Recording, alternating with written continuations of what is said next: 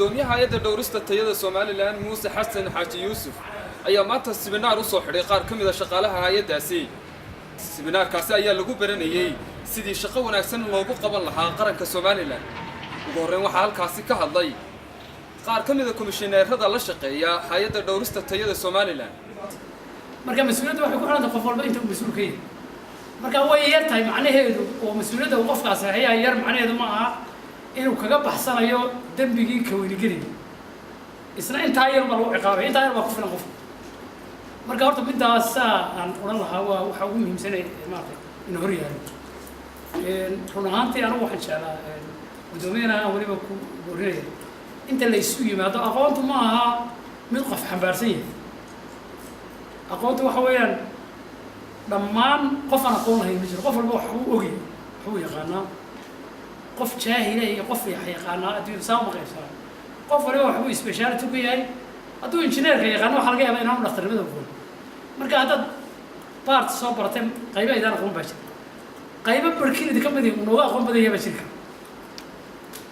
haween laba arrimood labadaba waynu u baahannahay inaynu aqoon guud wada qaadano oo speciality hadda inoo riyaa oo laga yaabo in intiina badan qaarkood ay meelo kale ka soo shaqeeyaan ama fields kale aynu si rasmi u gelin intii hore waynu qalab urursan aqoon hadday tahay qalab hadday tahay xarun aynu ka duulo oo ama xaruntii ay hay'ad walaal ha ahaato laabab ha ahaato seminars ha ahaato standard waxaasoo dhan waxay noo ahayd qalab urursi. commissionku 10 bilood u dambeeyay si daran dooriya uu shaqeynayay si uu xaqiijiyo inuu diyaargarow ku soo afjarmo sanadkan December. wax waliba maanta intii badneed way noo diyaar halkaas ay noo taala qarankan Soomaaliland ee madaxweynuhu hogaaminayna gabagabadii waxaa isna seminarkaasi soo gunaanaday gudoomiyaha hay'adda dhowrista tayada Soomaaliland Muuse Xasan Xaaji Yuusuf. warehouse-yada ama storage facilities-ka si loo ilaaliyo tayada waynu ogsoonahay oo dalkeenu 90% ama 80% waxaynu isticmaalaa wax dibadda inooga yimid. alaabta dibadda inooga imanaysaana ganacsatada hadday raashin tahay hadday dawad tahay iyo hadday caana tahay iyagoo boolka ku soo iibsaday bay dalka soo galaan.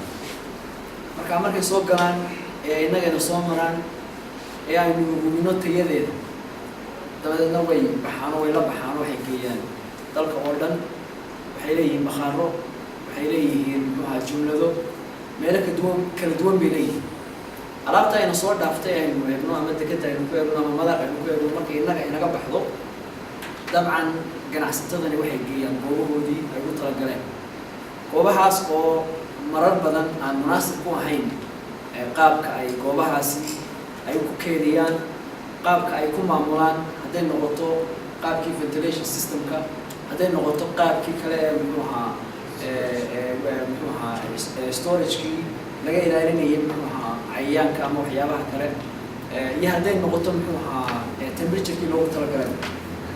marka tababarkani wuxuu ahaa oo aynu aad ugu mahadcelinayna WFP oo aan rajeynayaan inaad ka Cabdiraxiin Axmed wararka bulshada TV Hargeysa.